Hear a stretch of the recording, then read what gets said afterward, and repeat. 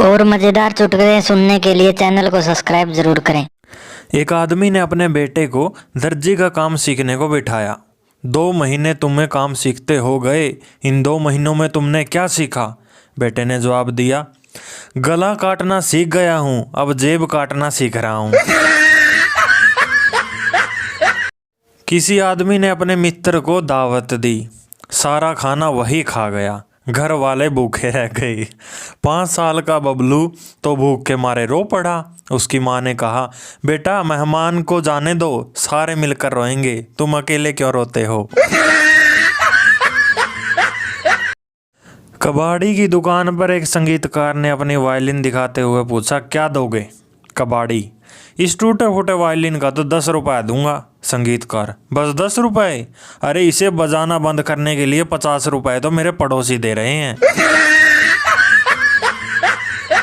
अध्यापक, बोलो बच्चों, गंगा नदी पटियाला से निकलती है। भावना छात्रा, सर नहीं, गंगा पटियाला से नहीं निकलती। प्रिंसिपल, महोदय आप भी कैसे अध्यापक हैं? गंगा नदी पटियाला से नहीं, गंगोत्री से निकलती है। अध्यापक, प्रिंसिपल महोदय, गंगा नदी पटियाला से ही निकलती है तथा जब तक निकलती रहेगी जब तक मेरी 7 महीने की तनख्वाह नहीं मिल जाती। दुर्घटना में बचे आदमी से डॉक्टर ने कहा, आप अब खतरे से बाहर हैं, इतना क्यों घबरा रहे हो? आदमी ने कहा, डॉक्टर साहब, जिस ट्रक ने टक्कर मारी उसके पीछे लिखा हुआ था, फिर मिलेंगे। 2 भिखारी भीख मांगने जा रहे थे। पहला बच्चा बोला, अगर तुम्हारी 1 लाख की लॉटरी लग जाए तो तुम क्या करोगे? दूसरा बच्चा बोला, मैं उन रुपयों की कार खरीदूंगा जिसमें बैठकर हम दोनों भीख मांगेंगे।